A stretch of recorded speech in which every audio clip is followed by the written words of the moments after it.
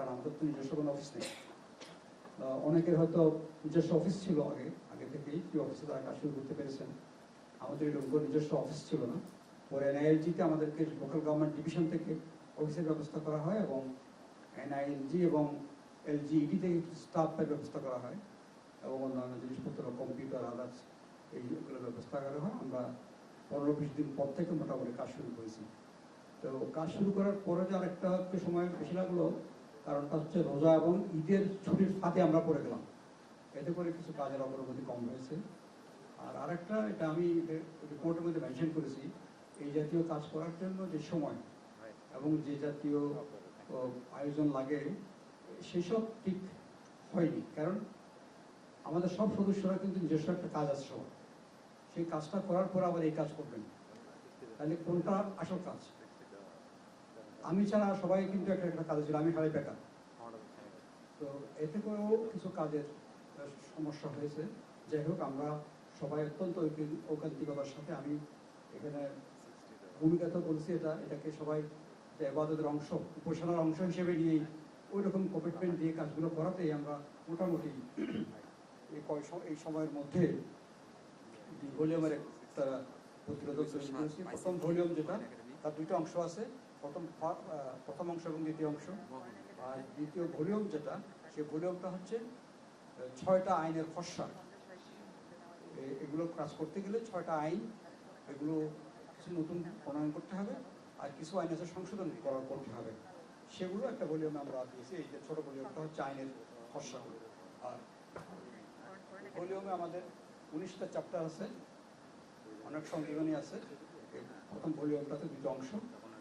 প্রথম অংশটার মধ্যে মোটামুটি লোকাল গভর্নমেন্টের সরাসরি যেসব বিষয় সেগুলো। দ্বিতীয় ভলিউমের মধ্যে সরকারি প্রশাসন যন্ত্রের কিছু রিফর্ম সাজেস্ট করা হয়েছে। এগুলো মিলে আমাদের প্রথম এবং দ্বিতীয় অংশ প্রথম খণ্ডের। আর দ্বিতীয় খণ্ড হচ্ছে সম্পূর্ণভাবে আইন।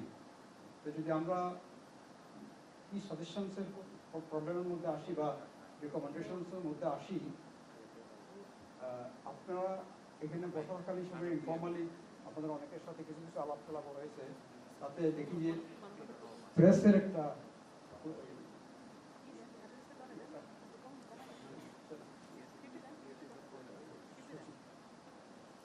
ইলেকশন সম্পর্কে জানতে চাই। আমি ইলেকশনের কথাটা পরে আসবো, কারণ এটাকে দিয়ে অন্য সব আলোচনাকে ঢেকে ফেলা হয়। সুতরাং আমি মূল সংস্কারগুলো না করে ইলেকশন করলে কোনো লাভ হবে না। লোকাল গভর্নমেন্ট ইলেকশন অনেকে চান বা বলেন, আমরাও চাই, কিন্তু ইলেকশনের প্রশ্ন আসলে আগে সংস্কার না করে কোনো ইলেকশন করলে কোনো লাভ হবে না।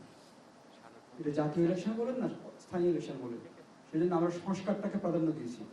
সংস্কার করার পরে আপনি ইলেকশন করেন।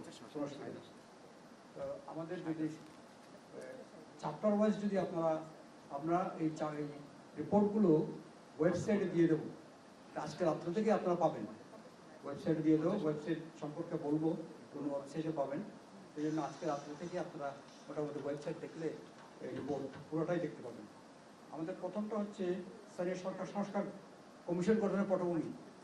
এটা কেন গঠন করা হলো এবং তার কর্মপরিধিগুলো আমরা ঠিক করেছি। কারণ কর্মপরিধি আমাদেরকে যেই টিওয়ার সরকার তৈরি করে দেয়নি, আমরা নিজেরাই কিন্তু চিন্তা ভাবনা করে অনেকগুলো মিটিং করে এই টিওয়ারটা ঠিক করেছি আমরা কী কী নিয়ে কাজ করবো। এরকম আমরা 20টা এরিয়া বাছাই করেছি। এই 20টা এরিয়ার উপরে কিন্তু আমরা কাজ করেছি এবং আলাদা আলাদা চ্যাপ্টারের মধ্যে বিষয়গুলোকে অ্যাড্রেস করেছি। একটা হচ্ছে পূর্বতন যেসব কমিশন ছিল, আমাদের আগে লোকাল গভর্নমেন্ট কমিশন কিন্তু আরও 3টা কাজ করেছে। একটা হচ্ছে নাজমুল হুদা commission, Rahmat Ali commission, Shawkat Ali commission. সেই কমিশনের সুপারিশগুলো, আর এখন এই সরকারের আমলে যে কমিশনগুলো অলরেডি রিপোর্ট দিয়েছে 6টা কমিশন, তাদের রিপোর্টের মধ্যে লোকাল গভর্নমেন্ট নিয়ে কী বলা হয়েছে সেগুলো আমরা এখানে একটা সামারি করেছি। তারপরে আসছে যে ঠিক আছে, তারপরে জাতীয় দ্বিতীয় অধ্যায় আসছে। তৃতীয় অধ্যায় হচ্ছে জাতীয় রাষ্ট্র, স্থানীয় রাষ্ট্র। এইটাকে আমরা কিভাবে দেখি? আমাদের যে স্থানীয় রাষ্ট্র বা স্থানীয় সরকার, এটাকে আদৌ সরকার পদবাচ্য হওয়ার যোগ্যতা রাখে কিনা, এটাকে আমরা সরকার হিসেবে দেখেছি কিনা, ঐতিহাসিকভাবে কি প্রবলেমগুলো আমরা ফেস করেছি। এখানে আমরা ঐতিহাসিক আলোচনাটা করা দরকার। এই কারণে স্থানীয় সরকার সবার মুখোমুখি থাকলেও আসলে এটা কোনো সরকার না, স্থানীয় এটা কোনো সরকারের চরিত্রটা ছিল না। কারণ ব্রিটিশ আমলে যখন করা হয় এটা, তার আগের স্তর একটা ইতিহাস আছে, তখন কিন্তু এটা মোরলেস ডিজিটাল রিপাবলিক বলে আখ্যায়িত করা হতো। ডিজিটাল রিপাবলিক, উইথড্রয়ালের বইয়ের মধ্যে ডিজিটাল রিপাবলিক বলা হয়েছে, ক্ষুদ্র প্রজাতন্ত্র। কারণ ওখানে কেউ হস্তক্ষেপ করতো না, গ্রামের শাসন গ্রামের লোকরাই করতেন। কিন্তু আস্তে আস্তে এটা পরিবর্তন হয়েছে, কারণ আগের দিনে যারা একটা কেন্দ্রীয় সরকার নামে যে সরকার, সেটা সরকার হওয়ার আগেই কিন্তু আদিমতম রাষ্ট্র হচ্ছে কিন্তু স্থানীয় সরকার। পৃথিবীর আদিমতম রাষ্ট্র কিন্তু স্থানীয় রাষ্ট্র, যেটার উপর অন্য কারো কন্ট্রোল ছিল না। এবং পৃথিবীর অনেক দেশে কিন্তু, যেমন সুইজারল্যান্ড থেকে আরম্ভ করে, নেদারল্যান্ডস থেকে আরম্ভ করে অনেক দেশে, ইভেন আমেরিকাতেও আগে নিচ থেকে কিন্তু হয়ে উঠে আসছে, তারপরে স্টেট হয়েছে, স্টেটগুলো পরে ফেডারেশন করেছে। কিন্তু আমাদের এখানে সেটা হয়নি। আমাদের এখানে উপর থেকে চাপিয়ে দিয়ে কিন্তু লোকাল গভর্নমেন্ট হয়। ব্রিটিশ আমল থেকে এই ধারাটা শুরু হয়েছে, কিন্তু এই ধারাটা শুরু যে হয়েছে সেটা আর বন্ধ হচ্ছে না এখন পর্যন্ত। উপর থেকেই লোকাল গভর্নমেন্টটাকে করা হয়, কিন্তু লোকাল গভর্নমেন্টটাকে ব্রিটিশ করেছিল এই দেশের মানুষের কল্যাণের জন্য নয়, এটা হয়েছিল তাদের শাসন ব্যবস্থার সুবিধার জন্য। তাদের শাসন ব্যবস্থা যেটা ঔপনিবেশিক শাসন, সেই শাসনের সুবিধার্থে একটু জনসম্পৃক্তি দরকার, ততটুকুই দরকার ছিল তাদের। ওই কারণে লোকাল গভর্নমেন্ট করা হয়েছে এবং পরিপূর্ণভাবে এটাকে সরকারি কর্মচারীদের অধীনস্থ রাখা হয়েছে। জেলা প্রশাসক বা ডেপুটি কমিশনার বা ডিস্ট্রিক্ট ম্যাজিস্ট্রেট, তখনকার সময় district magistrate and collector more or less local government entire সিস্টেমের মা বাপ ছিল। সেই সিস্টেমটা পাকিস্তান আমলেও কিন্তু খুব একটা চেঞ্জ হয়নি। পাকিস্তান আমলে যেটা চেঞ্জ হওয়া শুরু হয়েছিল 56 সনের সংবিধান করার পরে, সেটা কিন্তু আইফা আসার পর থেকে আর থাকেনি, আবার ওই জায়গায় ফেরত গেছে। বাংলাদেশ হওয়ার পরে আমরা যেভাবে জাতীয় রাষ্ট্রের জন্য আমাদের আকাঙ্ক্ষাটা একরকম ছিল, স্থানীয় রাষ্ট্র কি হবে না হবে সেটা নিয়ে তখন আমাদের কিন্তু খুব একটা সচেতনতা, মাথা ব্যথা বা এটা নিয়ে চিন্তা তো ধারণা বাঁধেনি। তাই আগের যেটা ছিল সেটাকে একটু নাড়াচাড়া করেই কিন্তু শুরু করা হয়েছে। সেই জন্য প্রথমে শুরু হয়েছে ইউনিয়ন পরিষদ, পরবর্তীতে আস্তে আস্তে 82 সনের করে উপজেলা পরিষদ, 2000 সনের আইন হয়েছে, 2008-9 থেকে জেলা পরিষদ। এইভাবে করে ঐতিহাসিকভাবে আমাদের লোকাল গভর্নমেন্ট সিস্টেমটা কিন্তু অটোনমাস প্রতিষ্ঠান হিসেবে কিন্তু গড়ে উঠেনি। এখন এসে আমরা এই সময় এসে এটা একটা বড় চ্যালেঞ্জ। সুতরাং দেখবেন এখানে রিকমেন্ডেশনগুলোর মধ্যে অনেক ক্ষেত্রে র্যাডিক্যাল মনে হবে এটাকে, কারণ এতদিন পর্যন্ত যে সিস্টেমটা ছিল এটা কিন্তু ঠিক লোকাল গভর্নমেন্ট সিস্টেম ছিল না। স্ট্যান্ডার্ড যদি দেখেন আপনি, ইভেন ভারতীয় স্ট্যান্ডার্ডও, ভারতীয় উপমহাদেশে যে আছে লোকাল গভর্নমেন্ট, তার স্ট্যান্ডার্ডও কিন্তু আমাদের লোকাল গভর্নমেন্ট কিন্তু ওইভাবে ছিল না। আমরা এখানে সাজেশনের মধ্যে প্রথমে যেটা করার চেষ্টা করেছি যে ইউনিয়ন, উপজেলা, জেলা, এই যে তিনটা প্রতিষ্ঠান, এগুলো 3 ধরনের কাঠামো, 3 ধরনের নির্বাচন, 3 ধরনের নেতৃত্ব, এবং প্রতিষ্ঠানগুলো কিন্তু 3 ধরনের। ইউনিয়নটা এক ধরনের, উপজেলাটা অন্য ধরনের। উপজেলা মাত্র 3 জনের প্রতিষ্ঠান, 2 ভাইস চেয়ারম্যান এবং 1 চেয়ারম্যান। জেলা পরিষদের মধ্যে কোনো জনগণের কোনো ভোটাধিকার নাই। তাহলে এই যে বিভিন্ন টাইপের অর্গানাইজেশন, কাঠামো এবং আইন, এইটা একটা বিরাট বাধা। আমরা চেষ্টা করেছি সংগঠন কাঠামো এবং আইন কাঠামো এর মধ্যে সংস্কার করে এরকম সমজাতীয় নিয়ে আসা, পর্যায়ে নিয়ে আসা।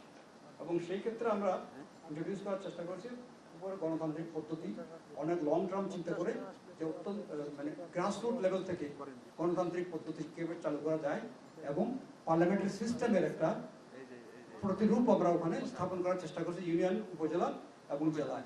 ঠিক একই রকম ভাবে একই জিনিস পৌরসভা এবং সিটি কর্পোরেশন। সুতরাং আমাদের এখনকার যদি আমাদের রিকমেন্ডেশন অনুযায়ী যদি লোকাল গভর্নমেন্ট রিঅর্গানাইজ করা হয়, তাহলে কিন্তু সমকাঠামো ইউনিয়ন থেকে সিটি কর্পোরেশন পর্যন্ত একই রকমের কাঠামো হবে। কাঠামোটা মোর অর লেস সিমেট্রি থাকবে।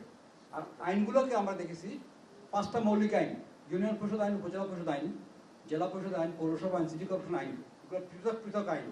কিন্তু এগুলো অনেক ক্ষেত্রে কিন্তু একটা আর একটা প্রতিরূপ অথবা সাংঘর্ষিক কোনো কোনো ক্ষেত্রে। আমরা সব আইনগুলোকে পর্যালোচনা করে একটা সিকেল অ্যাক্টের অধীনে ইউনিয়ন, উপজেলা, জেলা, পৌরসভা, সিটি সবগুলোকে নিয়ে আসছি। এখন কিন্তু 5টা মৌলিক আইন, শতাধিক অধস্তন আইন এবং হাজার হাজার সার্কুলার দিয়ে কিন্তু লোকাল গভর্নমেন্ট চলে। এই আইনটা যদি পাশ করা হয় তাহলে আইনের সংখ্যা কমে যাবে, সামান্য কয়টা 10-5টা বিধি করতে হবে খালি। এটা একটা মনে করি মৌলিক সংস্কার। এবং সেই জিনিসটার সাথে আসবে ইলেকশন। ইলেকশনটাও তখন ইজি হয়ে যাবে। একটা সিঙ্গেল শিডিউলে আপনি 5টা প্রতিষ্ঠান ইলেকশন করতে পারবেন। সিঙ্গেল শিডিউলে, মানে একই দিনে বলছি না, সিঙ্গেল শিডিউল দিয়ে স্টেগার্ড ওয়েতে কিন্তু আপনি যেমন দেশটাকে বিভিন্ন জিওগ্রাফিক্যাল এরিয়াতে ভাগ করে একই দিনে ইলেকশন, একই শিডিউলে ইলেকশন করে ফেলতে পারবেন। এখন 5টা ইলেকশন, এর মধ্যে 3টে ইলেকশন জাতীয় নির্বাচনের মতো, ইউনিয়ন পরিষদ, উপজেলা পরিষদ, পৌরসভা ইলেকশন, এটা জাতীয় নির্বাচনে যেরকম আয়োজন হয় ঠিক একই রকমের আয়োজন হয়ে যায়। তাহলে একটা দেশে 5টা ইলেকশন, একটা গভর্নমেন্টের অধীনে 5 বছর ধরে নির্বাচন হতে থাকে। নির্বাচন মানে কিছু অস্থিরতা, কিছু অশান্তি, কিছু বিশৃঙ্খলা এবং কিছু কর্মসময় ওখানে চলে যায় বিরাট। আমরা হিসাব করে দেখেছি প্রায় 225 দিন সময় চলে যায় এই ইলেকশনগুলো করতে গিয়ে, এবং তারপর ওরা কথা হতো যখন বহু কিছু হয়। এই ইলেকশন সিস্টেমটাকে সিম্পল করা দরকার। যদি এই সিস্টেমে আসি আমরা, তাহলে একটা শিডিউলে 40 দিনের একটা শিডিউল দিয়েই আপনি 5 বছরের ইলেকশন করে ফেলতে পারবেন। একটা সরকার শুরুতেই এরকম নির্বাচনটা হতে হলে 5 বছর সরকার কাজ করবে, আর নতুন কোনো ইলেকশন লাগবে না। এই ইউনিয়ন পরিষদ, উপজেলা পরিষদ, জেলা পরিষদ, পৌরসভা, সিটি কর্পোরেশন, এরা সরকারের পুরো মেয়াদেই কিন্তু ওই সরকারের সাথে কাজ করতে পারবে। একটা 5 ইয়ার প্ল্যান যদি বলেন আপনি, অ্যানুয়াল ডেভেলপমেন্ট প্ল্যান যদি বলেন, একটা বাজেট ইয়ার বলেন, তাহলে এগুলো সবাই একসাথে কাজ করতে পারবে, সমস্যা অনেক কমে যাবে। এটা একটা দিক। আর খরচের দিক যদি দেখি, তাহলে আমরা দেখেছি যে 2020-21 থেকে 2024 পর্যন্ত যে লোকাল গভর্নমেন্ট ইলেকশনগুলো হয়েছে, এতে খরচ হয়েছে 23,000 কোটি টাকার মতো। সরকারের খরচ 2300 কোটি টাকার মতো, সরি 23,000 না, 2300 কোটি টাকার মতো। এই খরচটা 600-700 কোটি টাকাতে নেমে আসবে খরচ, এবং সময় লেগেছে 225 দিন বললাম, এটা 40 দিনে নেমে আসবে। আর লোক নিয়োগ করা হয়েছিল 19 লাখ সামথিং, এটা 9 লাখ আসবে সবগুলো ইলেকশন করার সময়। ওই যে প্রিজাইডিং, পোলিং, বিভিন্ন পজিশন নিয়োগ করতে হয় এগুলো। সুতরাং এইগুলো এটা একটা মৌলিক সংস্কার বলে মনে করি আমরা। এটা জাতি দেখতে পারে, বিবেচনা করে দেখতে পারে। এখানে আমরা যা বলছি তাই করতে হবে এমন কোনো কথা নেই, এখানে আমাদের আরো মন আসতে পারে। এভাবে করে জিনিসটা কিন্তু বিবেচনার দাবিদার, এটা সবার একটা বিবেচনার দাবিদার বলে আমরা মনে করি। এইবার অন্যান্য বিষয়গুলো যদি আসি, তাহলে মনে করেন অর্থায়ন, লোকাল গভর্নমেন্টের অর্থায়নটা কিভাবে হবে। আমাদের অর্থায়নটা ব্যবস্থার উপরে বিশেষ করে কাজ করতে আমাদের ডক্টর মাহফুজ কবির, আমরা সবাই কাজ করেছি, কিন্তু ওনাকে আমরা দায়িত্ব দিয়েছি এটা লেখার জন্য বিশেষ করে। তো অর্থায়নের একটা খুব ডিটেইল জিনিস আমরা করতে পেরেছি। একটা হচ্ছে পৌরসভা, সিটি কর্পোরেশন, ইউনিয়ন পরিষদ, উপজেলা পরিষদ, জেলা পরিষদ নিজস্ব সম্পদ কিভাবে বৃদ্ধি করতে পারে। তারা যে আনএক্সপ্লোর্ড এরিয়াগুলো আছে সেগুলো থেকে তারা এক্সপ্লোর করে নিজস্ব সম্পদ বৃদ্ধি করতে পারে। সম্পদ বৃদ্ধি করলাম, কিন্তু ব্যয়টা কোথায় করবো, কিভাবে করবো, এটাও কিন্তু মেনটেন করা, এটা স্বচ্ছতার সাথে ব্যয় করার বিষয়। এটাও কিন্তু আমাদের এই অর্থায়ন চ্যাপ্টারের একটা অন্তর্ভুক্ত অংশ। এটা অত্যন্ত স্বচ্ছতার সাথে এবং পরিকল্পনা মাফিক ব্যয় করতে হবে। ইচ্ছা হলো খরচ করে ফেললাম, এটা করা যাবে না। এটার একটা ডিটেইলিং কাজ করেছি আমরা। আর তৃতীয় জিনিসটা হচ্ছে সরকারের অর্থায়ন। সরকারের অর্থায়ন ছাড়া দুনিয়ার কোথাও লোকাল গভর্নমেন্ট চলে না। আমাদের এখানে অনেকে বলে ফেলেন যে না, লোকাল গভর্নমেন্টকে যদি আপনি বিকেন্দ্রীকরণ করেন, তাদেরকে যদি ক্ষমতা দেন, তাদের আয়ে তারা চলতে হবে। এটা খুব রং আইডিয়া। দুনিয়ার কোনো দেশে, ব্রিটেন বলেন, আমেরিকা বলেন, আপনি দুনিয়ার সব কোনো দেশেই, আমাদের পাশের দেশ ভারত বলেন, শুধু লোকাল গভর্নমেন্টের টাকা লোকাল গভর্নমেন্ট চলে না। কারণ লোকাল গভর্নমেন্ট এলাকাতে বসবাস করে, তারা দেশের নাগরিক, তারা ট্যাক্স দিচ্ছে না গভর্নমেন্টকে, তারা সেই ট্যাক্সের হকদার। সেই হিসেবে কেন্দ্রীয় সরকারকে কিন্তু লোকাল গভর্নমেন্টকে অর্থায়ন করতে হবে। এখন এটা হচ্ছে এখন জাতীয় আয়ের মোট জাতীয় উৎপাদনের 5.5%-এর কম। এখন যে অর্থায়নটা সরকার করে, জাতীয় যে নর্মাল যে বাজেট হয়, সে বাজেটেও কত 5% কম লোকাল গভর্নমেন্টের অর্থায়ন। এটা ড্রাস্টিক্যালি বাড়াতে হবে।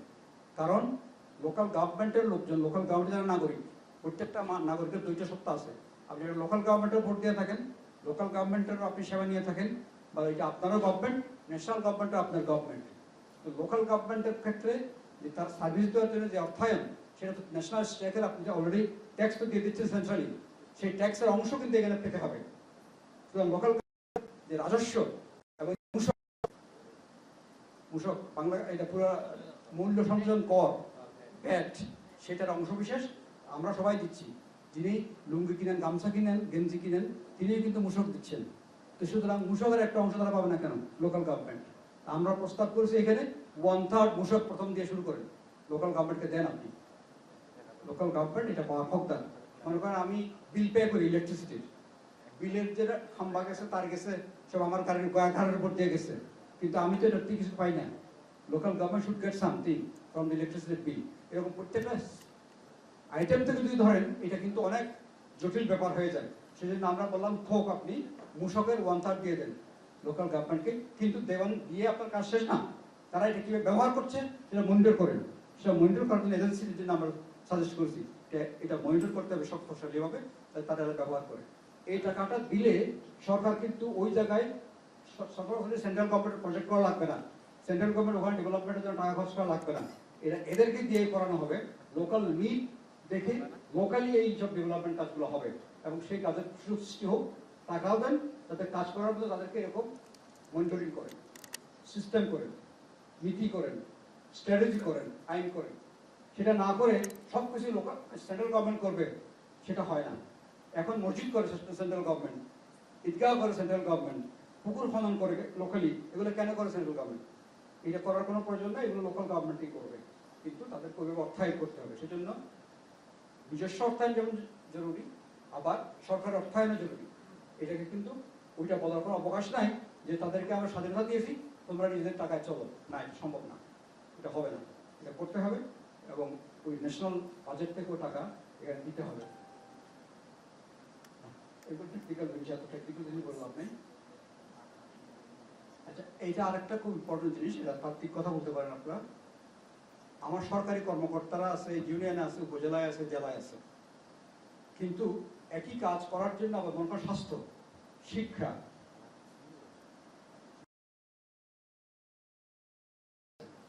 সরকারের ওদেরকে টাকাও দেওয়া হচ্ছে, কিন্তু এই দায়িত্বগুলো আবার আপনি লোকাল গভর্নমেন্টকেও দিয়েছেন, কিন্তু লোকাল গভর্নমেন্টকে দিয়েছেন আপনি কাজটা, কিন্তু টাকাও দেন নাই, এটা কাজ করার জনবলও দেন নাই। তাহলে mandate without function, fund and functionary, এই ম্যান্ডেটের কোনো অর্থ নাই। তা আমরা বলেছি যে আপনি ম্যান্ডেট দেবেন, সেই ম্যান্ডেটের সাথে ফান্ড, ফাংশনারি এবং ফ্রিডম দেবেন, 3 Fs। এই 3 Fs ছাড়া লোকাল গভর্নমেন্ট কাজ করতে পারবে না। এখন মনে করেন আপনি, আমরা স্টাডি করেছি, এটা আমার অন্য স্টাডি থেকে নিয়ে এখানে ইউজ করেছি তথ্যটা, উপজেলা পর্যায়ে উপজেলা এবং ইউনিয়ন দুটো মিলিয়ে এখন সরকারের প্রায় 1800 থেকে 1600 কর্মচারী কাজ করে, কর্মকর্তা কর্মচারী। তাদের জবাবদিহিতা কোথায়? তারা তাদের এখানে বাজেট যেটা দেওয়া হয়, এটা কিন্তু লোকাল গভর্নমেন্টকে যে বাজেট দেওয়া হয় তার 10-20 টাইমস বেশি ওখানে ওই ডিপার্টমেন্টের মাধ্যমে যাচ্ছে। তাহলে এরকম ডাবল বাজেট কেন দিবেন আপনি? বাজেটটা সমন্বিতভাবে এক জায়গায় যাবে, এই কর্মচারী কর্মকর্তাগুলো সহ লোকাল গভর্নমেন্ট কাজ করবে। লোকাল গভর্নমেন্টে এরাও স্থানান্তরিত হবে, একটা সিস্টেম থাকবে, সেই সিস্টেমের অধীনে কাজ করবে। ইউনিয়ন, উপজেলা, জেলা, এই 3 পর্যায়ে সরকারি কর্মকর্তাদের লোকাল গভর্নমেন্টে স্থানান্তর করতে হবে with fund and functionary, function, fund and functionary দিয়ে হস্তান্তর করতে হবে। জেলা পর্যায়ে জেলা পরিকল্পনা এবং জেলা বাজেট সিস্টেম ইন্ট্রোডিউস করতে হবে।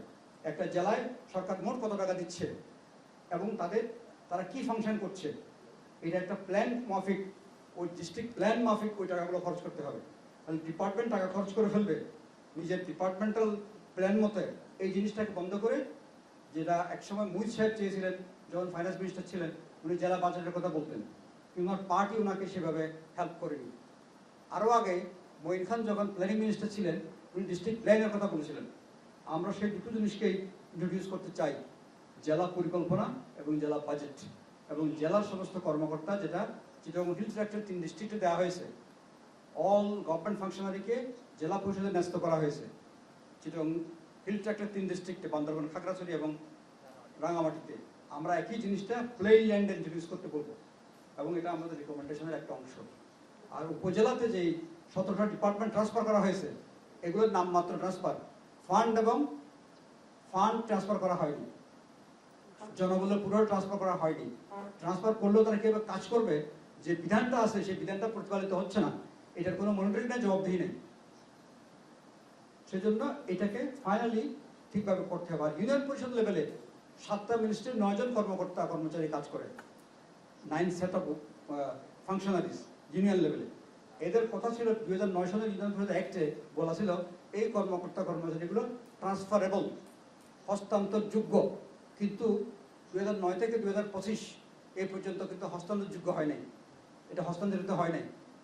একটা ইউনিয়ন পরিষদ ভবন আছে, ওর মধ্যে বসার জায়গা আছে সব কর্মকর্তাদের, কিন্তু তারা কেউ বসে না ওখানে। এইগুলোর কোনো মনিটরিং নাই। ইউনিয়ন লেভেলের যে একটা ইউনিয়ন হেলথ সেন্টার আছে, সেই সেই ইউনিয়ন হেলথ সেন্টারটা আপনারা তো রিপোর্টার হিসেবে তো অনেক সময় মফস্বলে বিভিন্ন জায়গায় যান, just enter into any of the union health centre, function করে কিনা দেখবেন যে জরাজীর্ণ অবস্থায় পড়ে আছে, নন ফাংশনাল, লোকজন নাই, থাকলেও বলে যে মিটিয়ে গেছে, অর্থাৎ কাজের মধ্যে নাই আর কি। আর এখন যে ক্লিনিকগুলো করা হয়েছিল কমিউনিটি ক্লিনিক, সেই ক্লিনিকগুলো আগের অবস্থায় নাই, এগুলো ঘরবাড়ি ভেঙে গেছে, এগুলো এখন কাজ করছে না। তো আমাদের সেখানে সাজেশনটা দিয়েছি আমরা এই যে community clinic, union health centre বা ফ্যামিলি ওয়েলফেয়ার সেন্টার, এগুলোকে একসাথ করে সমস্ত রিসোর্সগুলো এক জায়গায় রেখে ইউনিয়নে একটা পূর্ণাঙ্গ স্বাস্থ্য কেন্দ্র স্থাপন করুন। অ্যাটলিস্ট 3 জন ডাক্তার ওখানে দেন, একজন মহিলা 2 জন পুরুষ মিনিমাম। 3 জন মহিলা হলে কোনো আপত্তি নাই, কিন্তু মহিলা থাকতেই হবে একজন। এটাকে করেছেন। আর যে স্টাফের স্ট্রেংথ ওখানে থাকার কথা, সেই স্টাফ স্ট্রেংথটা এনশিওর করুন। আমরা এটা আজকে প্রধান উপদেষ্টা মহোদয়কে বলেছি। রুরাল হেলথ সিস্টেমের অবস্থা খুবই খারাপ। আসলে উপজেলা হেলথ সেন্টারগুলোতে ডাক্তার আছে 12 জন থাকার কথা, বেশিরভাগ হেলথ সেন্টারে 12 জন কোথাও নাই। বাংলাদেশের কোনো হেলথ সেন্টারে 12 জন ডাক্তার নাই। খাতায় আছে কিরকম 5 জন আছে সংযুক্তিত আরেক জায়গায়, কিন্তু বেতনটা হয় এই উপজেলা থেকে। আপনার কয়েকদিন আগে দেখেছেন একটা নিউজ হয়েছে, কুড়িগ্রামের একটা উপজেলা, উলিপুরের উপর বোধহয় 12 জন ডাক্তারের মধ্যে 3 জন আছে। তাহলে এটা উলিপুরটা কি দেশের অংশ না? এটা কেমন হবে, কেন হবে এটা? সুতরাং ইউনিয়ন হেলথ এবং উপজেলা হেলথ, এই দুইটার সাথে উপজেলা পরিষদ এবং ইউনিয়ন পরিষদের যোগাযোগটা নিবিড় করতে হবে। যদি সরকার মনে করে তারা চালাতে পারবে না, তাহলে এটাকে প্রাইভেটাইজ করুন, এলাকার লোককে বলুন তোমরা চালাও, তারা তাদের সম্পদ দিয়ে চালাবে, আপনি সে অধিকার দেন। অথবা আপনি যৌথভাবে করেন, কমিউনিটির সাথে সরকারের সাথে যৌথভাবে চালান, কিন্তু এগুলোকে রিভাইভ করতে হবে। গ্রামের যে স্কুল, এডুকেশনের সাথে লোকাল গভর্নমেন্টের সংযোগ কোনোভাবেই নাই, এটাকে আনতে হবে। প্রাইমারি স্কুলে দেখা যাচ্ছে 40% প্রাইমারি স্কুলে দেশে মোরাললেস হেডমাস্টার নাই। হেডমাস্টার ছাড়া কেমন স্কুল চলে? হেডমাস্টার স্কুলের প্রাণ, হেডমাস্টার নাই প্রাইমারি স্কুলগুলোতে। আপনি অ্যাসিস্ট্যান্ট হেডমাস্টারের পোস্ট ক্রিয়েট করেন আর হেডমাস্টারের পদগুলো পূরণ করেন। দেশের শিক্ষা ব্যবস্থার সাথে শিক্ষা কমিটি যেটা ইউনিয়ন পর্যায়ে আছে, তার সাথে অ্যাসিস্ট্যান্ট শিক্ষা কর্মকর্তা যে আছে, সহকারী শিক্ষা কর্মকর্তা, তাকে সেই স্থায়ী কমিটির কাজ করার জন্য তাকে নির্দেশ দেন এবং এই শিক্ষার সাথে ইউনিয়ন পরিষদ, উপজেলা পরিষদকে নিবিড়ভাবে যুক্ত করেন, জনগণকে যুক্ত করেন। ম্যানেজিং কমিটিগুলো বিভিন্ন মাস্তান দিয়ে ম্যানেজিং কমিটি করা হচ্ছে, বিভিন্নভাবে পলিটিসাইজ করা। এই ম্যানেজিং কমিটিগুলো স্বচ্ছভাবে হোক এবং এটার ক্ষেত্রে স্বচ্ছ বিধিবিধান আসা, এটা আমাদের মনোদের রিকমেন্ডেশন। আচ্ছা, হ্যাঁ, এটা বলতেছে করে। আর উপজেলাতে বিচার ব্যবস্থা, ইউনিয়ন এবং উপজেলা বিচার ব্যবস্থা আমরা রেকমেন্ড করেছি উপজেলাতে পূর্ণাঙ্গ আদালত স্থাপন করতে হবে। ফৌজদারি এবং দেওয়ানি পূর্ণাঙ্গ আদালত উপজেলা পর্যন্ত যেতে হবে এবং এটা কোনো নতুন অভিনব বিষয় না, এটা আগে ছিল এবং এটা খুব ভালো ফাংশন করেছে। আমি একসময় কুমিল্লা একাডেমিতে চাকরি করতাম, আমরা এটাকে ইভালুয়েট করেছি। কুমিল্লা একাডেমিতে তখন ডিজি ছিলেন হাসান আব্দুল হাই সহ আমরা একটা টিম করে আমরা স্টাডি করেছি, এটা দেখেছি it was working fine, working well. এবং প্রথম দিকে অনেক মামলার সংখ্যা বেড়ে গিয়েছিল কেন? কারণ মামলাগুলো জেলা এবং মহকুমাতে ছিল, সেই মামলাগুলো ট্রান্সফার হয়েছে। অনেক বছর ধরে মামলাগুলো পড়েছিল জেলা এবং মহকুমায়, সেগুলো ট্রান্সফার হয়েছে উপজেলায়। মামলা একসাথে 500-600 হয়ে গেছে। আবার মামলা কোর্ট কাছে আসাতে নতুন মামলা দায়ের হয়েছে। স্বাভাবিক, মানুষের তো অ্যাক্সেস নাই এখন আদালতে, অ্যাক্সেসটা হয়েছিল, মামলা বেড়েছে। কিন্তু 2 বছরের ব্যবধানে মামলাগুলো নিষ্পত্তি হয়ে গেছে, বেশিরভাগ মামলা নিষ্পত্তি হয়ে গেছে। কারণ যখন কোর্ট কাছে গেছে সাক্ষী আনতে অসুবিধা হয় না, মিথ্যা মামলা কম হয়, মিথ্যা মামলা হলেও কিন্তু এটা প্রমাণিত হয়ে যায়। তাহলে এটার ভালো এক্সপেরিয়েন্স থাকা সত্ত্বেও এটা বাতিল হয়ে গেল কোর্ট। আমরা চাই যে এই উপজেলাতে আবার দেওয়ানি ফৌজদারি 2 আদালত যেতে হবে।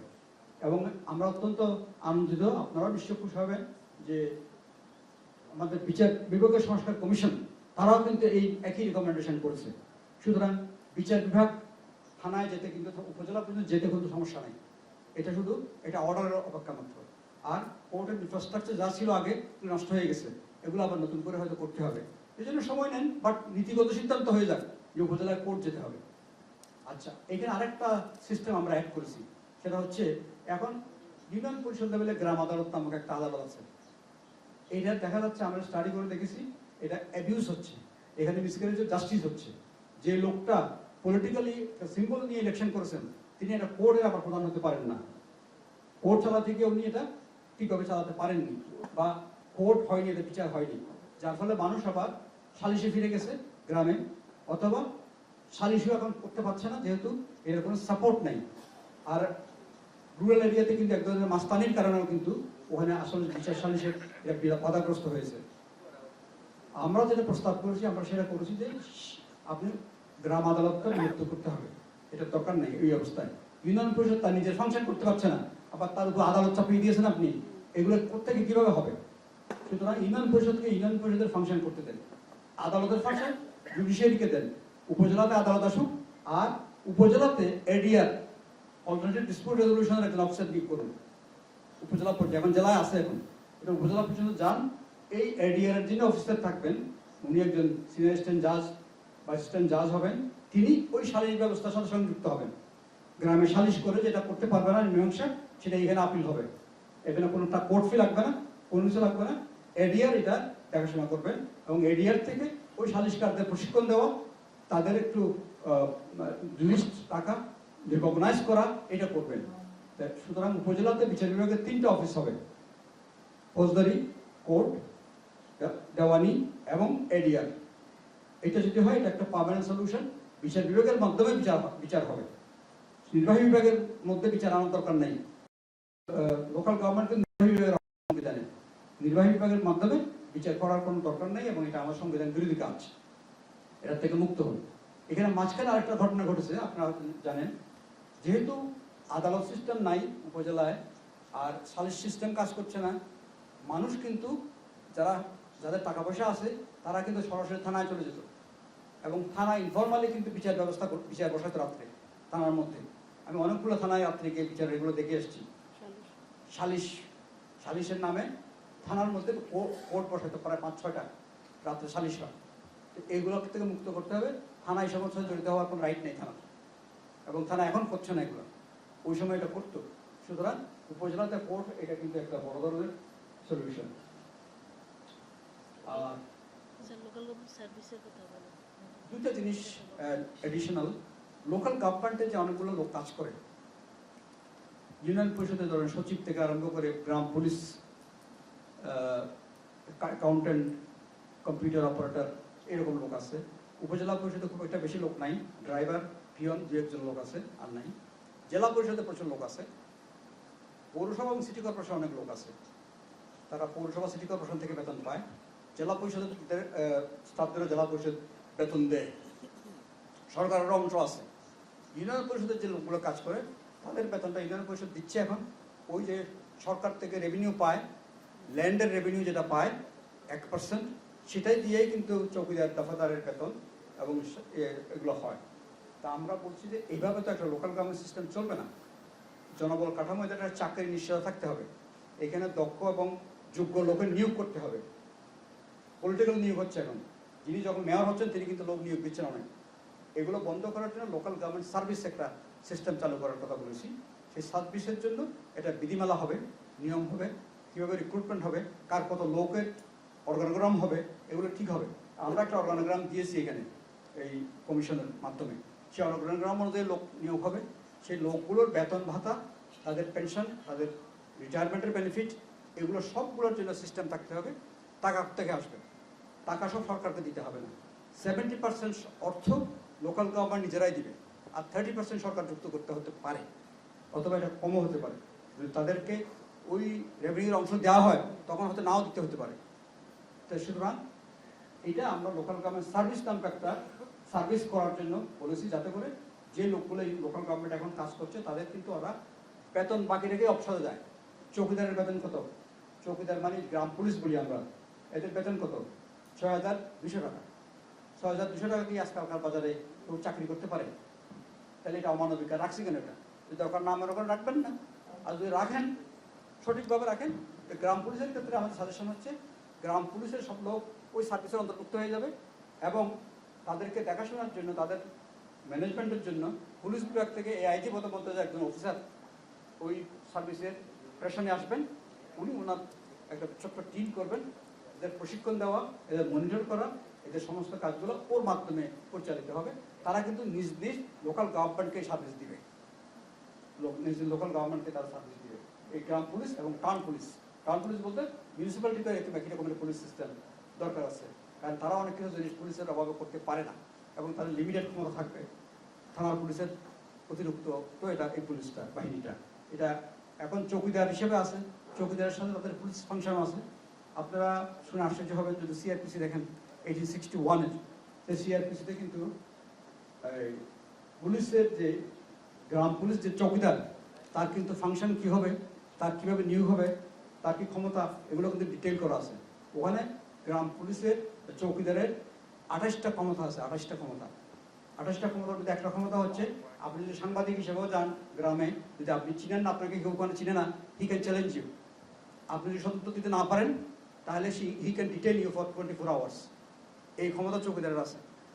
এটা ওই ব্রিটিশ টাইমে করেছে, তার দরকার ছিল এটা, কারণ বিদ্রোহ হতো, বিভিন্ন কিছু হতো, চৌকিদারদের মাধ্যমে তারা এগুলোকে ট্র্যাক রাখতো, সেই জন্য ওই ক্ষমতা তখন দেওয়া হয়েছিল চৌকিদারকে।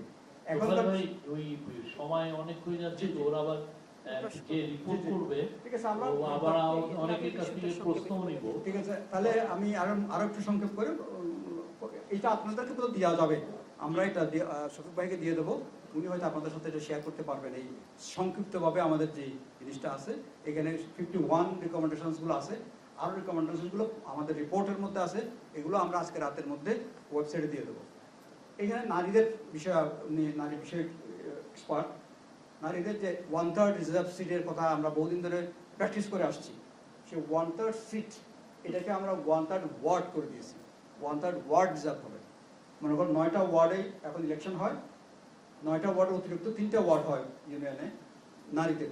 এই সিস্টেমটা এইভাবে থাকবে না, 9টা ওয়ার্ডের মধ্যে 3টা ওয়ার্ড রিজার্ভ হবে। এই 3টা ওয়ার্ড, এক বছর 3টা ওয়ার্ড হবে, এটা নাম্বার ঠিক হবে 1, 2, 3, 4, 5, 7-এর মধ্যে কোন 3টা হবে।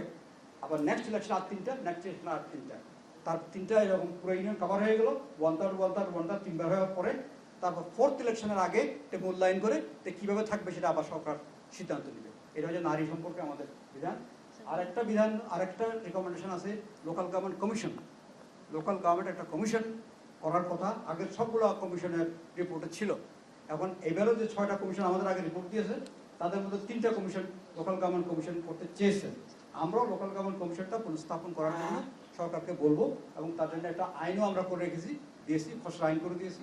সেই আইনটা করে লোকাল গভর্নমেন্ট কমিশনটা করলে যেটা সুবিধা হবে, যে রিকমেন্ডেশনসগুলো আছে সবগুলো রিকমেন্ডেশন বাস্তবায়নের ক্ষেত্রে এই কমিশন সরকারকে সাহায্য করতে পারবে।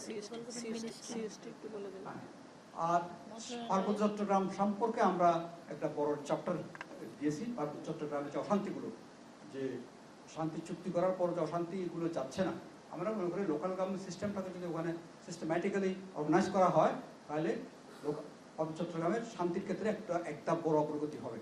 এবং আমরা বিশেষ করে হেডব্যান্ড কারবার সিস্টেম, তার সাথে লোকাল গভর্নমেন্ট সিস্টেমের সংযোগের জন্য আমাদের রেকমেন্ডেশন আছে। তারপরে হচ্ছে বাজার ফান্ড একটা বিষয় আছে।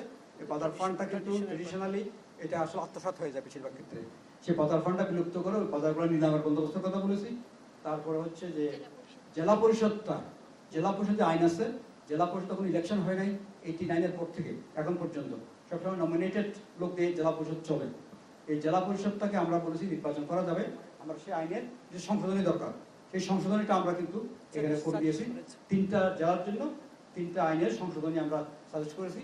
এই সংশোধনীটা পাশ করলে যে কোনো দিন ইলেকশনটা করে ফেলা দরকার। এটা অন্য জাতীয় ইলেকশন, স্থানীয় ইলেকশনের যে সব কন্ট্রোভার্সি আছে তার ঊর্ধ্বে রেখে এই পার্বত্য চট্টগ্রামের জেলা পরিষদ নির্বাচনটা করে ফেলা দরকার।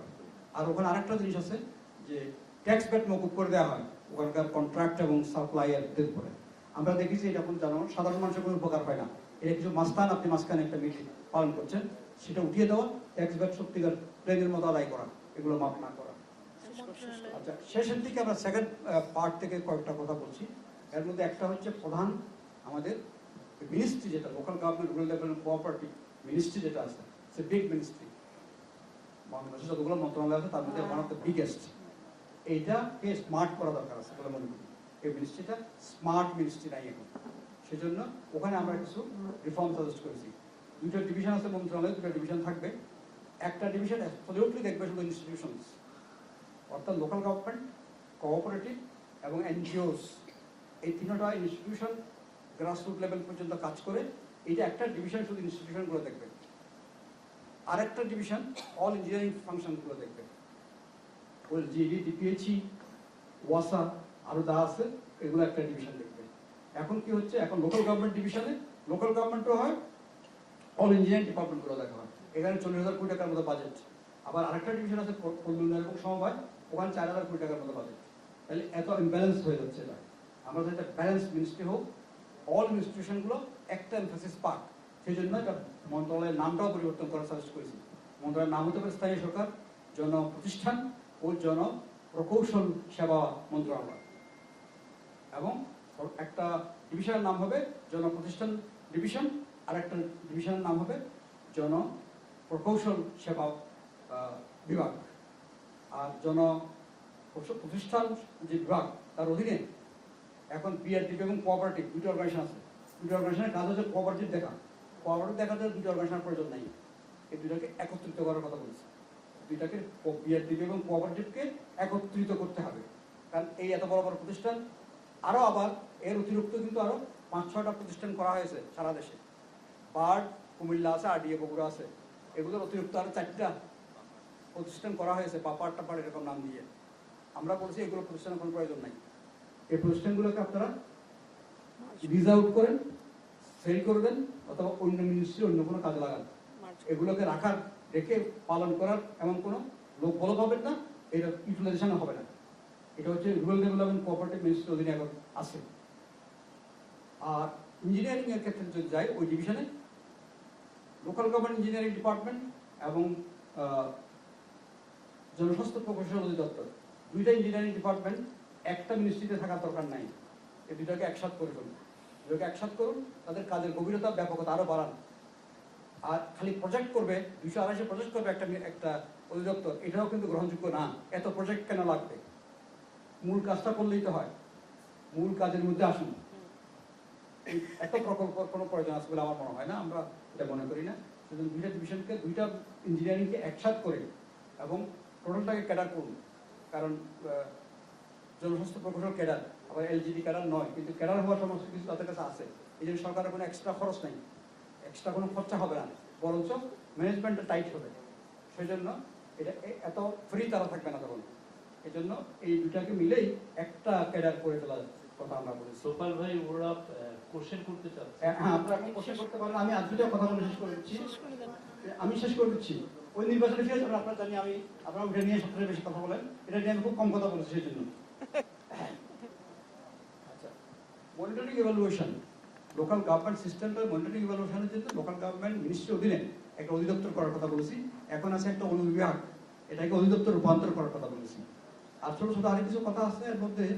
একটা হচ্ছে যে দেশে একটা ক্যাবিনেট ডিভিশনের নেতৃত্বে ডিসেন্ট্রালাইজেশন একটা জাতীয় পলিসি দরকার, বিকেন্দ্রীকরণের জাতীয় নীতিমালা দরকার। এটা করতে হবে। এটা শুধুমাত্র লোকাল গভর্নমেন্টের জন্য না, এটা বিচার বিভাগের জন্য দরকার, এটা অন্যান্য নির্বাহী বিভাগের অন্যান্য প্রতিষ্ঠানের জন্য দরকার। জাতীয় বিকেন্দ্রীকরণ নীতিমালা করতে হবে, এটা করার কথা বলেছি। আর ভূমি ব্যবহার এর একটা অত্যন্ত গুরুত্বপূর্ণ। ভূমি ব্যবহার, ভৌত জাতীয় ভৌত অবকাঠামো পরিকল্পনা এবং ভূমি ব্যবহার আইন। কেন বলা হচ্ছে? এখন বাংলাদেশের ভূমি ব্যবহারটা ইনডিসক্রিমিনেট, যেখানে যার খুশি ভূমি ব্যবহার করছি। আগামী 10-15-20 বছর পরে আমরা কিন্তু আর দেশে ভূমি থাকবে না, সব বিল্ডিং থাকবে খালি। সুতরাং ভূমি সুরক্ষার জন্য একটা আইন দরকার। এটার নাম হবে ভূমি ব্যবহার আইন 2025, এরকম একটা অধ্যাদেশ আকারে হতে পারে।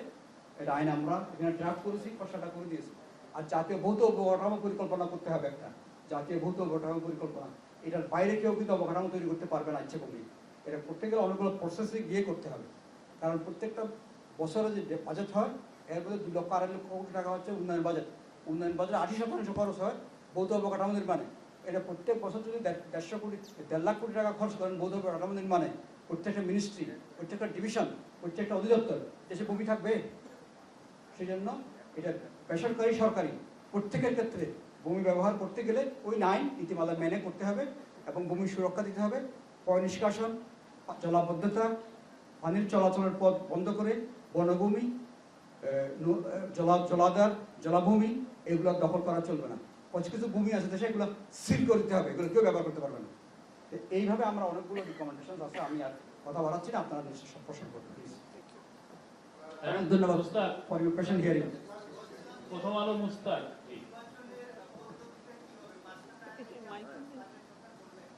মাইক্রোফোন আছে? এই কাগজটা আপনাদের সাথে শেয়ার করা হবে। আমরা শফিক ভাইকে বলবো, আমরা ওনাকে দিয়ে দেবো। আপনাদের মধ্যে একটা গ্রুপ আছে, ও শেয়ার করবেন। তাহলে আপনারা প্রত্যেকটা স্তরের কাঠামোটা সরাসরি দেখবেন। দেখার পরে নির্বাচনী ব্যবস্থাটা হবে যে প্রত্যেকটা আমরা জাতীয় সরকারের পার্লামেন্টারি সিস্টেমের মধ্যেই লোকাল গভর্নমেন্টকে চিন্তা করছি। সেটা হলে যেমন পার্লামেন্টে এমপি ইলেকশনটা হয়, প্রাইম মিনিস্টার ইলেকশন বা মন্ত্রী ইলেকশন হয় না, সেইভাবে এখানে সব সময় সব টিয়ারে শুধু মেম্বার এবং কাউন্সিলর নির্বাচন হবে। এই নির্বাচনটা যেটা আপনি বললেন, আমরা সিঙ্গেল শিডিউলে একদিনে ইউনিয়ন, উপজেলা, জেলা, পৌরসভা, সিটি কর্পোরেশন সবটা করতে পারবো, 5টা টিয়ারে।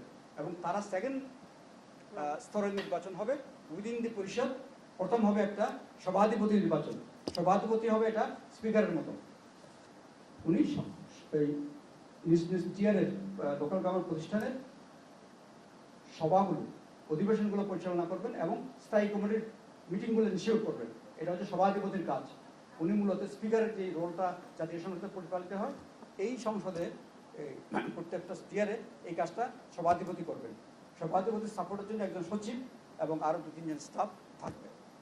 এটা একটা টিয়ার। আমরা লোকাল গভর্নমেন্টের মধ্যে দুটো অংশে ভাগ হবে লোকাল গভর্নমেন্ট অর্গানাইজেশন। একটা হবে বিধানিক অংশ আর একটা হবে নির্বাহী অংশ। এবং এই মেম্বার ইলেকশন হওয়ার পরে, মেম্বারদের গেজেট হওয়ার পরে, শপথ হওয়ার পরে প্রথম অধিবেশনে বসেই তারা সভাপতি নির্বাচন করবেন।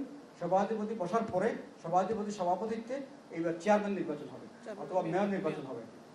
মেয়র এবং সভাপতি নির্বাচন হওয়ার পরে সভাপতির প্রেরোগেটিভস হবে বা মেয়রের প্রেরোগেটিভস হবে, উনি একটা মেয়র কাউন্সিল করবেন, ছোট্ট মেয়র ইন কাউন্সিল। এটা পৃথিবীর অনেক দেশে আছে, আমাদের কলকাতা সিস্টেম অনুষ্ঠিত আছে। উনি 3 জন বা 5 জন সদস্য নিয়ে ফুল টাইম, চেয়ারম্যানও ফুল টাইম, এই 3 জন বা 5 জন যারা হবেন সাইজ অনুযায়ী হবে। যদি বড় হয় তাহলে 5 জন হবে, ছোট হলে 3 জন হবে। এরা মোটামুটি ওনার সাথে ফুল টাইম কাজ করবেন, তারা ফুল টাইম বেতন ভাতা পাবেন। আর বাকি যারা আসবেন তারা পার্ট টাইম, তারা স্থায়ী কমিটির মেম্বার হবেন, স্থায়ী কমিটির সভাপতি হবেন এবং অধিবেশনে আসবেন। এইটাই হচ্ছে সিস্টেম। ইলেকশনটা হবে একসাথে, member election, councillor election, not chairman এবং মেয়র ইলেকশন নয়। এটা হবে সেকেন্ড টিয়ারে উইদিন দি কাউন্সিল। আর তাদের প্রত্যেকেরই হলফনামা থাকবে, তাদের কোড অফ কন্ডাক্ট থাকবে মেম্বারদের, এবং তাদের শপথ হবে। কোনো সরকারি অফিসারকে শপথ করাবে না, শপথ হবে ভোটারদের সামনে সরাসরি শপথ। এবং ইলেকশন কমিশন বা তাদের নিয়োজিত অফিসারের মাধ্যমে এই শপথ অনুষ্ঠানটা পরিচালনা হবে এবং ওই যে ইন্টারনাল ইলেকশনটা সেটাও পরিচালিত হবে। এরকম একটা সিস্টেম এখানে আছে। এটা ডিটেল আরও রিপোর্ট দেখবেন, সেখানে দেখবেন। এখানে প্রায় এই বিষয়ে কিন্তু আমাদের প্রায় 60টার মতো রিকমেন্ডেশন আছে এক্সট্রা। ঠিক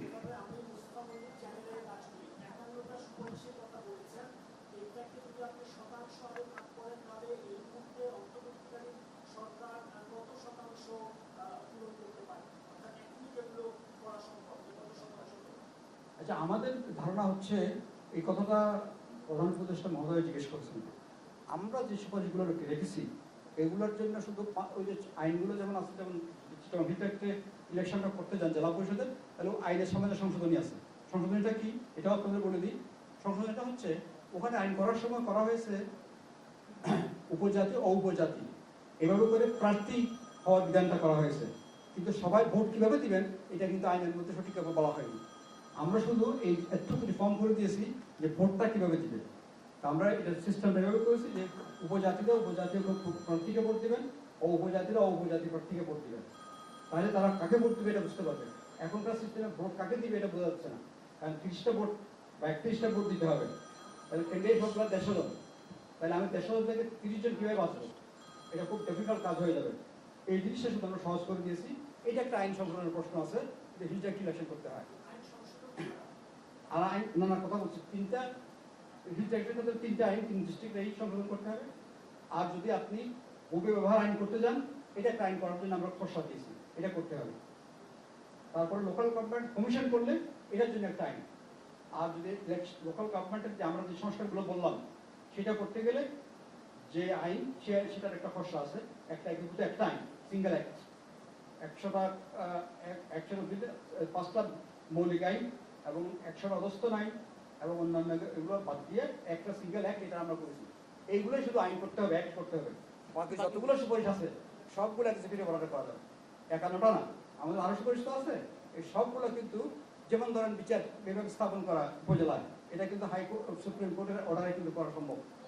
এরকম করে মিনিস্ট্রি সংশোধন করা, এগুলো কিন্তু এক্সিকিউটিভ অর্ডারে করা সম্ভব। আমাদের বেশিরভাগ জিনিসগুলো এটা বিবেচনা করে এক্সিকিউটিভ অর্ডারে করা সম্ভব।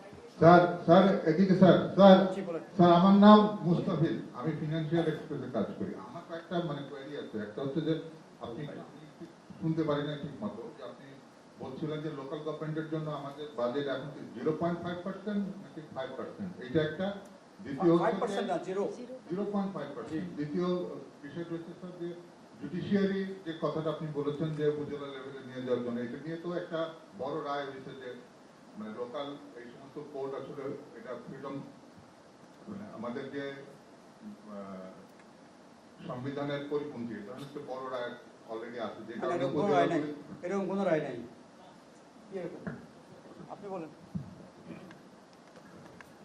আসসালামু আলাইকুম, আমি Abdur Rahman, advocate, Bangladesh supreme court. আপনি যেটা বলছেন যে মাজদার হোসেন কেসের কথা বলছেন, এবং এই ভিলেজ কোর্টটা মাজদার হোসেন কেসের পরিপন্থী। এই কারণেই আমরা এটাও মাজদার হোসেন কেসের যে 12টা সুপারিশ আছে, তার 8 নম্বর সুপারিশে বলা হয়েছে যে এক্সিকিউটিভ এবং লেজিসলেচার থেকে জুডিশিয়ারি সম্পূর্ণ পৃথক থাকবে।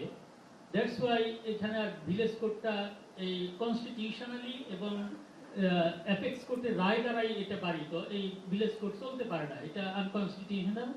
এই জন্য আমরা বলছি যে আনলেস এন্ড আনটিল যে পর্যন্ত এই আমরা যে সালিশ ব্যবস্থা বা বিরোধ নিষ্পত্তি যে ব্যবস্থাটা আমরা করতে চাচ্ছি, উপজেলা লেভেলে একজন এডিআর অফিসারের মাধ্যমে একজন জজ থাকবেন, তার মাধ্যমে উপজেলা ইউনিয়ন পর্যায়ে এই আপোষ মীমাংসা সেন্টারগুলো তার তত্ত্বাবধানে পরিচালিত হবে।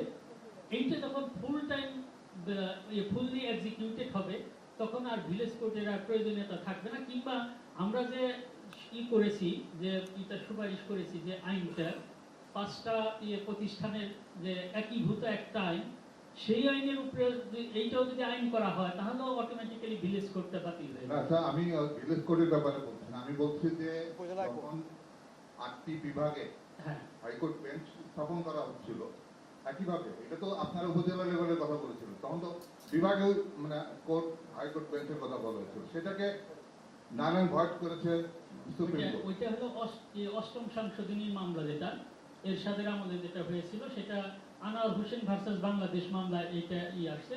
তখন এটার ব্যারিয়ারটা ছিল, তখন উনি করছিলেন কি, এরশাদ সাহেব পার্মানেন্ট কোর্ট সেট আপ করেছিলেন, যেটা কনস্টিটিউশনের আর্টিকেল 100-এ বলা আছে যে টেম্পোরারি কোর্ট করা যাবে। কিন্তু উনি যখন পার্মানেন্ট কোর্ট করেছেন, দ্যাট ওয়াজ দ্য আনকনস্টিটিউশনাল, ওই সময় ডিক্লেয়ার করেছেন এফেক্স কোর্ট। কারণ হলো পার্মানেন্ট কোর্ট করার সুযোগ ছিল না কনস্টিটিউশনের আর্টিকেল 100 অনুসারে। এই কারণে আর ইউনিটারি গভর্নমেন্ট সিস্টেম যেহেতু আমাদের, এটাও তখন যারা সুপ্রিম কোর্টে অ্যামিকাস কিউরি ছিলেন, তারা বলছেন যে না, ইউনিটারি গভর্নমেন্ট সিস্টেমে এটা করা যাবে না, তার বিভাগে বিভাগে কোর্ট করা যাবে না। এইটা ছিল আনোয়ার হোসেন ভার্সাস বাংলাদেশ মামলার প্রেক্ষাপটটা ছিল। এই সাজেদা ফার্স্ট কোশ্চেন, কিন্তু না, এখন তো অলরেডি যেমন আমাদের জেলা পর্যায়ে এরিয়া আরো কিছু কোশ্চেন আছে। স্যার আমি একটা ঠিক আছে, বন্ধ করা হচ্ছে। এটা ওনার সাথে শুনি আগে। আপনি থাকলে বলেন, আমি তাদের একবার মেয়েটা আপনি বলেন ভাই।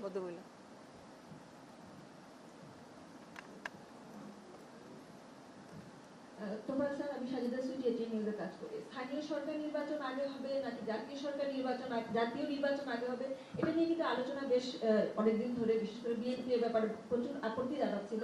আপনাদের এক্ষেত্রে সুপারিশ কি, কোন নির্বাচনটা আগে হলে ভালো হয়? স্থানীয় সরকার থেকে জাতীয় নির্বাচন আগে হলে বেটার নাকি পরে হলে বেটার? এটা আমরা ইচ্ছা করেই এই বিষয়ে পরিষ্কার করে কিছু বলিনি। আমরা বলছি সরকার এবং রাজনৈতিক দলগুলো একমত হয়ে এটার সিদ্ধান্ত নিন। দুটো ইম্পর্টেন্ট, স্থানীয় নির্বাচন ইম্পর্টেন্ট, জাতীয় নির্বাচন ইম্পর্টেন্ট। এটাকে একটার আগে একটা পরে, একটা করলে আর একটা করতে পারবো না, এই জাতীয় শর্তই বোধহয় আমার মনে হয় এটা অমূলক কথা। দুটাই করতে হবে, এবং দুটো কোনটা আগে কোনটা পরে হবে সেটা সিদ্ধান্ত সরকার এবং ওনারা নিন। তো আমরা চাই স্থানীয় নির্বাচনটা অবিলম্বে করা হোক, কারণ এটা কোনো অন্য রাজনৈতিক কনসিডারেশন না। এখন সারা দেশে একটা শূন্যতা, ইউনিয়নে কেউ নাই, জেলায় উপজেলায় সবখানে শূন্যতা, পৌরসভা সিটি কর্পোরেশন। সুতরাং এই শূন্যতার মধ্যে দেশে একটা ডিস্টেবিলিটি এমনিতে বিরাজ করছে। সুতরাং এই স্টেবল সিস্টেমের জন্যও কিন্তু এই প্রতিষ্ঠানগুলোর মধ্যে নেতৃত্ব নিয়ে আসা দরকার, বৈধ নেতৃত্ব নিয়ে আসা দরকার। এটা কখন কিভাবে করবে এটা আমরা পরিষ্কার করে এখানে বলি নাই, কারণ যেহেতু জাতীয় ঐক্যমত্য না হলে এটা আমরা বলে একটা বিভেদ সৃষ্টি করার দরকার নাই। আমরা কিন্তু নির্বাচনের প্রয়োজনটা বলেছি। স্যার আমি অমিতোষ পাল, আমার একটা ছোট্ট কোশ্চেন আছে স্যার। আমার নাম অমিতোষ পাল, দৈনিক সমকাল পত্রিকায় কাজ করি। স্যার আপনি যখন ফেব্রুয়ারিতে মানে একটা খসড়া দিয়েছিলেন এই কমিশনের যে সুপারিশ, তো ওইটাতে তখন আমরা একটা বিষয় শুনছিলাম যে স্থানীয় সরকার পর্যায়ে বিশেষ করে ইউনিয়ন পরিষদে যারা সরকারি কর্মকর্তা আছেন স্থানীয় পর্যায়ে তারা হচ্ছে হয়তো ইউনিয়ন পরিষদের সদস্য পদে নির্বাচন করতে পারবেন বা কাউন্সিলর পদে নির্বাচন করতে পারবেন, এরকম একটা কথা আমরা তখন শুনেছিলাম। আপনাদের এই সুপারিশে কি এই ধরনের বিষয়টা বহাল আছে কিনা? হ্যাঁ, আমাদের সুপারিশটা বহাল আছে। কারণ হচ্ছে এটা পৃথিবীর অনেক দেশে এটা উদাহরণ আছে। কারণ এখানে লোকাল গভর্নমেন্ট একটা জিনিস খেয়াল করবেন, আবার আগে আমাদের যে লোকাল গভর্নমেন্টগুলো ছিল তাতে খণ্ডকালীন এবং পূর্ণকালীন কোনো বিষয় ছিল না। চেয়ারম্যান কি পূর্ণকালীন না খণ্ডকালীন এটা কোনো স্পষ্ট বিধান নাই। মেম্বারের কাজটা কি পূর্ণকালীন না খণ্ডকালীন? আমরা এখন খণ্ডকালীন এবং পূর্ণকালীন করেছি। চেয়ারম্যান যিনি হবেন, চেয়ারম্যান কাউন্সিল এবং সভাধিপতি এরা পূর্ণকালীন। এইখানে কোন চাকরি করে আপনি পারবেন না করতে, কিন্তু মেম্বার হতে কোনো আপত্তি দেখি না। মেম্বারের কাজটা পূর্ণকালীন না, কিন্তু সবাই অ্যাটেন্ড করা। এখন আমাদের মেম্বার যারা হন তারা মনে করেন যে আমি বলেছেন আমি সকাল থেকে সন্ধ্যা পর্যন্ত কাজ করি, এটা কোনো প্রয়োজন না, এটা কোনো চাকরি না, এটা হচ্ছে একটা সমাজ সেবায় অংশগ্রহণ করা। সেই জন্য আমরা মেম্বারশিপ এবং কাউন্সিলর হওয়া এটা সবার জন্য মুক্ত করার প্রস্তাব করেছি। সরকারি বেসরকারি যে চাকরি করুন এটা আপনি ইলেকশনটা করতে পারবেন, কিন্তু চেয়ারম্যান বা এই জাতীয় পজিশন যেগুলো আছে এক্সিকিউটিভ পজিশন এগুলোতে যেতে গেলে আপনাকে চাকরি ছাড়তে হবে। এটা আমাদের এখনো বহাল আছে, আমরা এটা করছি। আর ওয়ার্ড সিস্টেমটাকে আমরা অনেক বড় করেছি, কারণ ইউনিয়ন পরিষদ এমনও আছে 4,75,000 পপুলেশন, এরকম ইউনিয়নও আছে, 10,000 5,000 ইউনিয়নও আছে, কিন্তু সবার ওয়ার্ড 9টা। এটাকে আমরা বলেছি 9টা ওয়ার্ড মিনিমাম রেখে বাকিটা পপুলেশন অনুযায়ী 49 পর্যন্ত 39 পর্যন্ত ওয়ার্ড সংখ্যা নিতে পারেন। এটা আমরা আরেকটা সাজেশন আছে এই, কিন্তু আমরা ওই চাকরি ফুল টাইম আর দুইটা কোশ্চেন নিব স্যার। আর দুইটা প্লিজ। আমি মেহেদী হাসান বলছিলাম 21 টেলিভিশন থেকে। স্যার আইয়ুব খানের আমলে ছিল যে পাবলিক ভোটে মেম্বার নির্বাচিত হতো, মেম্বাররা চেয়ারম্যান নির্বাচিত করতো, এটার নাম দিয়েছিল মিনি গণতন্ত্র। তো আপনি যে স্থানীয় সরকার নির্বাচনের ব্যবস্থার কথা বলেন সেরকম কিছু কি হচ্ছে আবার? না, আপনি খুব রং, ইতিহাসটা পরিষ্কারভাবে আপনি জানেন না বা আরো ভালো করে দেখতে হবে। এটা ছিল মৌলিক গণতন্ত্র বলা হতো। ওখানে যে মেম্বার নির্বাচন হতো পূর্ব পাকিস্তানে 40,000, পশ্চিম পাকিস্তানে 40,000। এই 40,000 লোক সারা দেশের মানুষকে ডিসেন্ট্রালাইজ করে ফেলতো। সারা দেশের মানুষ আর কোনো ভোটাধিকার থাকতো না। তারা ইউনিয়ন পরিষদের চেয়ারম্যান নির্বাচন করতো, জেলা পরিষদের ভাইস চেয়ারম্যান নির্বাচন করতো, এমপিএ নির্বাচন করতো, এমএনএ নির্বাচন করতো এবং রাষ্ট্রপতি নির্বাচন করতো। এটাকে বলা হতো মৌলিক গণতন্ত্র। সেই কারণেই এটা ছিল খারাপ। এর সাথে খালি মেম্বারের বোর্ডে চেয়ারম্যান হচ্ছে বলেই এটা খারাপ হয়ে যায় নাই, কারণ মেম্বারের বোর্ডে চেয়ারম্যান পৃথিবীর বহু দেশে হচ্ছে, আমার এখানে পার্লামেন্টও তাই হচ্ছে। সুতরাং এই জিনিসটা হচ্ছে কি আপনি গণতন্ত্রের ব্যাপ্তি শুধুমাত্র একজন চেয়ারম্যান হয়ে গেলাম আর বাকি মেম্বারদের কোনো রকমের গুরুত্ব থাকলো না, কাউন্সিলরদের কোনো গুরুত্ব থাকলো না, কাউন্সিলরদের কোনো কাজ থাকলো না, এক চেয়ারম্যানই সব ডিসিশন নিল, এটা কোনো গণতন্ত্র না। আমরা এতদিন পর্যন্ত যে গণতন্ত্র যে লোকাল গভর্নমেন্ট দেখে আসছি এটা চেয়ারম্যান রাজত্ব, মেয়র রাজত্ব। আপনার দক্ষিণের মেয়র, উত্তরের মেয়র, এরা কি কাউন্সিলের মিটিং করতো? কাউন্সিল থেকে কাজ করেছে? তো এই জিনিসটা আমরা দেখছি না কেন? আমরা চাই যে ফাংশনাল কাউন্সিল। এখন একটা চেয়ারম্যানশিপ, একটা মেয়রশিপের জন্য ইউনিয়ন পরিষদে অ্যাভারেজ 5 জন কন্টেস্ট করে, 5 জন থেকে একজন চেয়ারম্যান হন, বাকি 4 জন কিন্তু 5 বছর আর নাই। এখন যদি আমরা যে সিস্টেমটা এখন চিন্তা করছি সেই সিস্টেম হলে ওই 5 জনেই মেম্বার হবে। 5 জনেই মেম্বার হলে পরিষদের কোয়ালিটি ডিফারেন্ট হয়ে যাবে, পরিষদের ডিবেট, পরিষদের প্রতিদ্বন্দ্বিতা এটা কিন্তু অন্যরকম চরিত্র পাবে। এখন কিন্তু মেম্বার আর চেয়ারম্যানের দূরত্ব অনেক বেশি, তাতে করে এখানে কোনো ডিবেট হয় না, কোনো আলোচনা হয় না, চেয়ারম্যানের সিদ্ধান্ত হয়ে বসে থাকে। এই সিস্টেমের কাউন্সিল কিন্তু এটা অনাগত কাল ধরে চলতে পারে না। লাস্ট কোশ্চেন স্যার, আমার প্রশ্নটা হচ্ছে বিদ্যমান স্থানীয় সরকারের পদ্ধতিতে যেই নারী প্রতিনিধিত্ব আছে এটা খুবই একটা অকার্যকর পদ্ধতি। এখানে 3টি ওয়ার্ড মিলে একজন নারী প্রতিনিধি থাকার কারণে তার আসলে কোনো কাজই থাকে না, সব ওয়ার্ড কাউন্সিলর থাকার কারণে। তো সেই জায়গায় নিশ্চয়ই আপনাদের বিকল্প কোনো প্রস্তাব আছে যেখানে নারীরা সরাসরি নির্বাচন করবেন এবং সেই ওয়ার্ডে কোনো পুরুষ কাউন্সিলর থাকবে না, এই বিষয়ে যদি একটু বিস্তারিত বলেন। এটা একটু করে বলেছিলাম, এটা আপনি অত্যন্ত কারেক্ট। এটা পুরুষ শুধু নারী কাউন্সিলর না বা নারী মেম্বার না, ওই পুরুষ মেম্বাররা আসলে কোনো কাজ করার কোনো রাইট থাকে না, কারণ এই বর্তমান সিস্টেমে। তা আমরা নারীদের ক্ষেত্রে যেটা করা হয়েছে যে আসন সংরক্ষণ না, 3 আসনের মধ্যে একটা আসন আলাদা করে ইলেকশন করা, সেটা না করে ওই 3টা আসন 3টা ওয়ার্ড আপনি নির্ধারণ করবেন, এই 3টা ওয়ার্ডে পুরুষ কন্টেস্ট করবে না, ফলে উনি একটা ওয়ার্ড পাবেন এই 5 বছর। এবং তারপরে সেকেন্ড টাইমে কিন্তু উনি সেই সুযোগ পাবেন না, তাই কিন্তু তখন অন্যদের সাথে কন্টেস্ট করতে হবে। এখন হচ্ছে সংরক্ষিত সিস্টেমটা যুগ যুগ ধরে একই রকম থেকে যাচ্ছে। কিছু মহিলারা শুধু সবসময় যুগ যুগ ধরে ওই সংরক্ষিত আসনে ইলেকশন করছে। এখন আপনি সংরক্ষিত আসন পাবেন 3 বছরে একবার, 3 ইলেকশনে একবার, সবসময় কিন্তু সংরক্ষণ পাবেন না আপনি, কারণ একবার যখন সংরক্ষিত আসন নির্বাচিত হওয়ার পরে আপনার ক্যাপাসিটি হইলে আপনি তখন পুরুষের সাথে কন্টেস্ট করতে হবে। তা আমরা গুণরায়মান পদ্ধতির সাজেশনটা দিয়েছি, তাও 3 টার্মের জন্য, 3 টার্মের পরে রিভিউ করে ঠিক করতে হবে আবার। Thank you Thank you. Very much. না আপনি তো কোশ্চেন করছেন, থ্যাংক ইউ। না আমরা একটা প্রেস রিলিজ দিব। Thank you. Thank you very much. আপনাদের সবাইকে অসংখ্য ধন্যবাদ ফর ইওর প্রেজেন্ট হিয়ারিং।